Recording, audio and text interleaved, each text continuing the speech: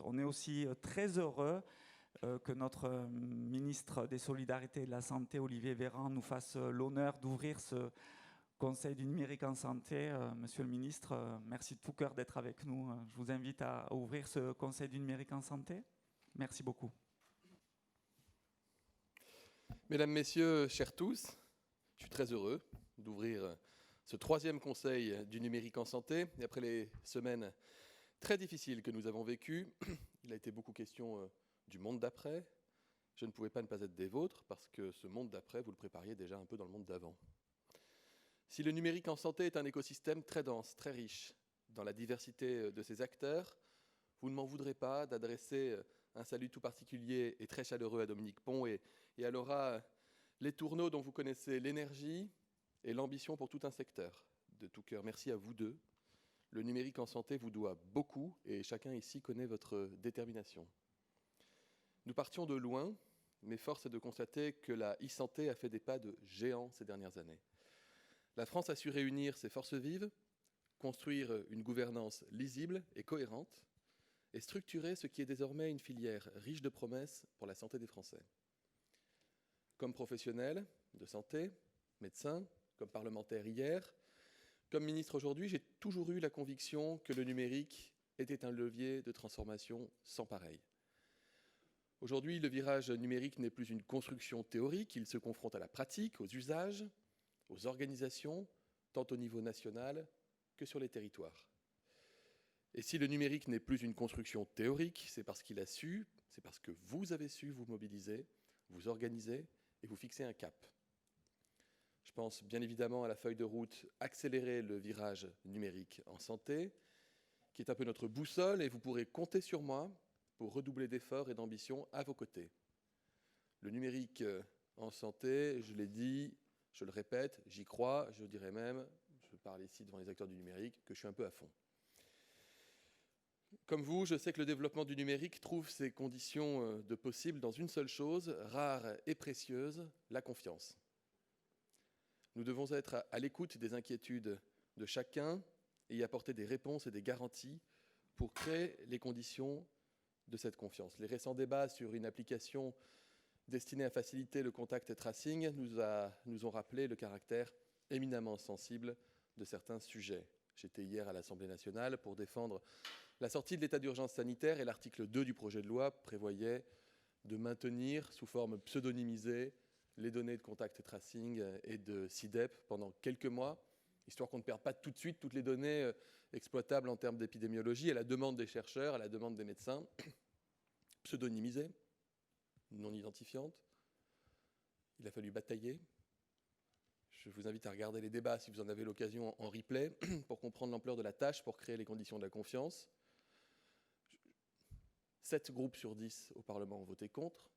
Heureusement, parmi les 3 groupes qui ont voté pour, il y avait les groupes majoritaires, ce qui fait que nous avons emporté le vote. Mais honnêtement, en écoutant certains débats, ce n'est pas mon rôle de critiquer, et les parlementaires sont tout à fait fondés à relayer des inquiétudes et à se mobiliser dans le sens qu'ils souhaitent, mais quand on voit d'où l'on vient, en termes de données de santé, quand on voit ce qui a pu être adopté ou mis en place il y a 10, 15, 20, 30 ans parfois, et la nature des débats d'aujourd'hui, c'est pas gagné.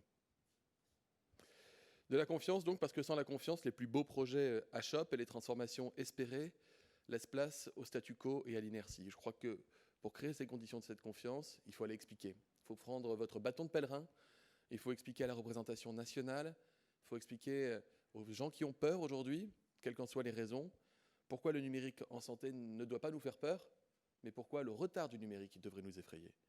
Nous ne pouvons pas prendre de retard dans notre pays. Le numérique est un outil indispensable. Vraiment, j'insiste là-dessus.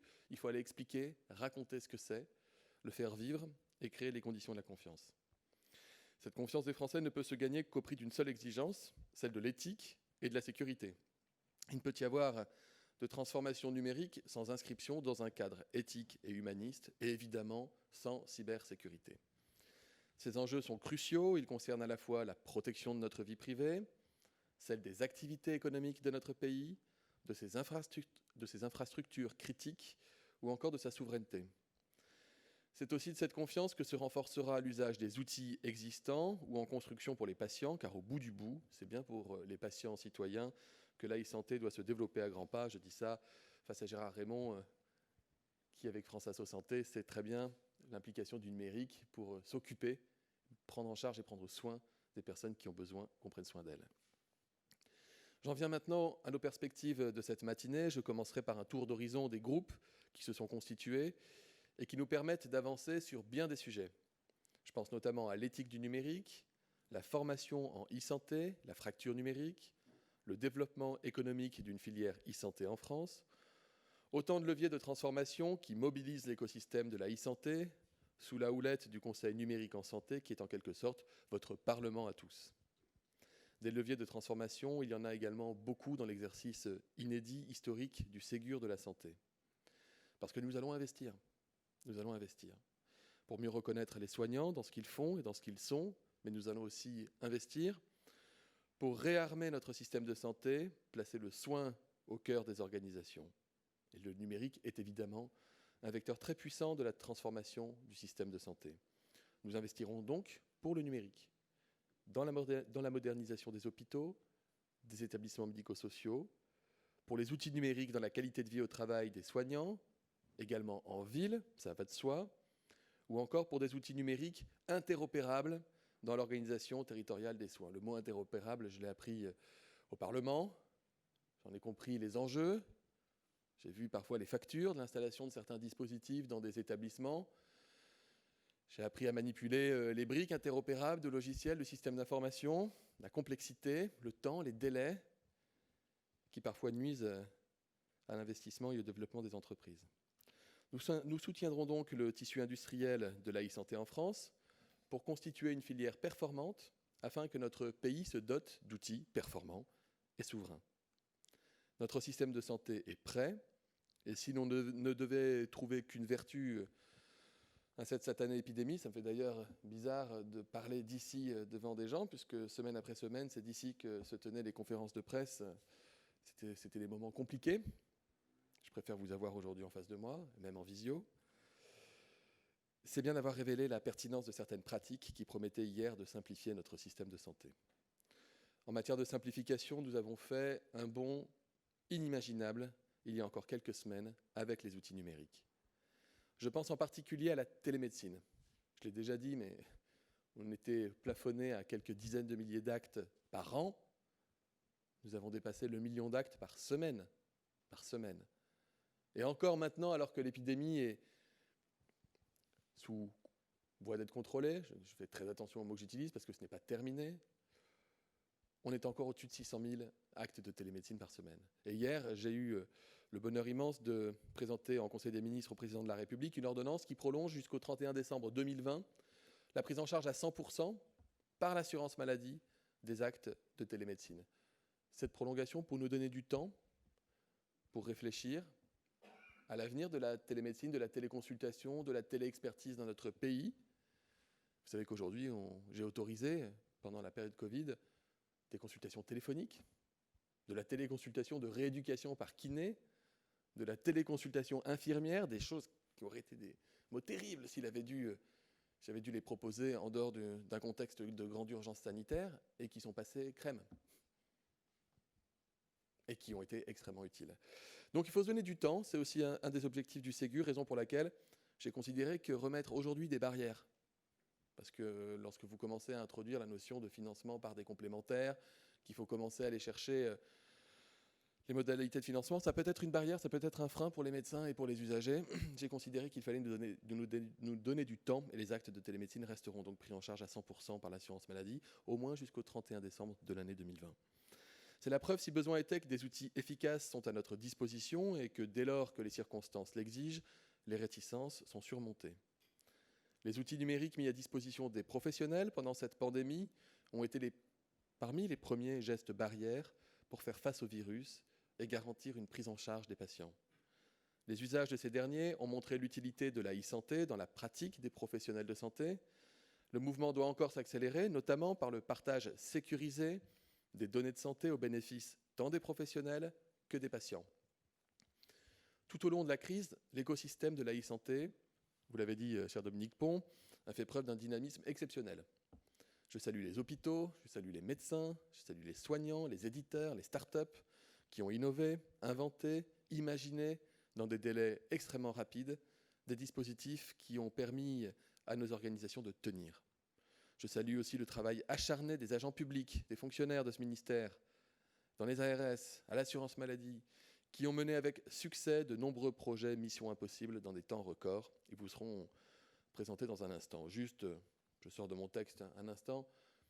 Je me souviens d'une réunion dans mon bureau avec Cédric O, qui me disait qu'on allait déclencher un logiciel qui s'appellerait CIDEP et qui permettrait d'équiper tous les laboratoires de ce pays, publics et privés, de centraliser les données, de les faire remonter à Santé publique France, d'en assurer le traitement dans un fichier national, de rendre exploitables ces données par les agences et que ce serait interopérable avec tous les systèmes existants. Je me souviens avoir dit à Cédric O qu'on aurait un petit problème parce que j'espérais vraiment que d'ici là, l'épidémie serait terminée. Et puis il m'a dit non, il y a quelqu'un d'incroyable, s'appelle Laura, tu vas voir, elle peut te faire ça en 3 semaines.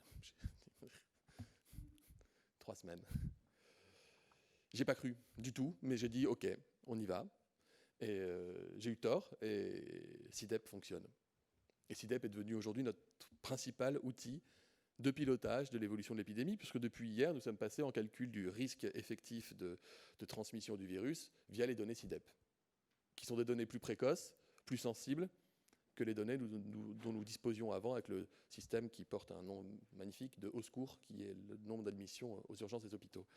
Bref, l'impossible a été fait, ce qui veut dire que l'impossible est réalisable quand on s'en donne les moyens et quand on a des gens compétents. Vraiment, merci et bravo. Néanmoins, l'épidémie a permis de conforter, si besoin était, la pertinence de la feuille de route et la nécessaire accélération de sa mise en œuvre. Aujourd'hui, il faut mettre les bouchées doubles, déployer le plus rapidement possible les fondations techniques nationales et régaliennes prévues par la feuille de route pour garantir enfin cette fameuse interopérabilité et la sécurité des systèmes numériques de santé, l'identifiant national de santé, la carte ECPS, l'application e-Vital, les standards d'interopérabilité, la messagerie sécurisée de santé et bien entendu le dossier médical partagé. En effet, si ces fondations avaient été intégrées dans tous les logiciels, nombre d'actions auraient pu être fluidifiées ou tout simplement entreprises. Si l'on pouvait douter avant la crise de l'engouement des professionnels de santé, en tout cas d'une partie d'entre eux, il ne faut pas généraliser, pour le numérique, ce doute s'est aujourd'hui bien résorbé et la donne a changé. Je crois en revanche que nous devons poursuivre nos efforts sur le secteur médico-social, avec des enjeux immenses là aussi, que nous connaissons tous, avec ce mur démographique qui est devant nous et le vieillissement de la population, avec la prévention de la perte d'autonomie, avec la lutte contre l'isolement, qui sont autant de sujets dont le numérique doit s'emparer sans trembler. Mais pour l'heure, je souhaite que d'ici 18 mois se déploient les 3 grandes nouvelles plateformes numériques nationales de la e-santé en France. L'espace numérique de santé, vous en avez parlé, qui permettra à chaque citoyen français d'accéder à ces données de santé, mais aussi à des services numériques de santé développés par l'écosystème et labellisés par les pouvoirs publics. Deuxième chantier, le bouquet de services numériques, qui est le miroir de l'espace numérique de santé pour les professionnels de santé. Et enfin, le Health Data Hub, qui est la grande plateforme de données de santé anonymisées et nous permettra d'accroître la recherche médicale en France. Ces 3 plateformes incarnent notre éthique et notre vision pour la e-santé en France. Ce sont des plateformes souveraines, mais ouvertes à l'écosystème, des plateformes favorisant l'innovation et la recherche, des plateformes facilitant le travail des professionnels de santé, des plateformes permettant à chaque citoyen français de devenir acteur de leur propre santé. Mesdames, Messieurs, je suis plus que jamais convaincu que le numérique en santé est aujourd'hui à la croisée des chemins, au bénéfice des professionnels, des patients et plus généralement de tous les citoyens. Alors mobilisons-nous pour accélérer le numérique en santé et en médico-social, pour renforcer sa place dans le parcours de soins, pour favoriser son rôle au sein des territoires et pour être non pas un symbole, mais bel et bien la force motrice du système de santé du monde post-pandémique. Voilà, mesdames et messieurs, j'ai été un peu long, pardon, mais il y avait beaucoup de messages que je tenais à vous faire passer ce matin, en vous souhaitant un excellent conseil du numérique en santé, en restant à votre disposition ainsi que mon cabinet, avec un conseiller ad hoc sur les questions produits de santé et numérique qui sera heureux de pouvoir dialoguer avec vous, travailler avec vous en bonne intelligence, de manière toujours pragmatique, concrète, efficace et rapide.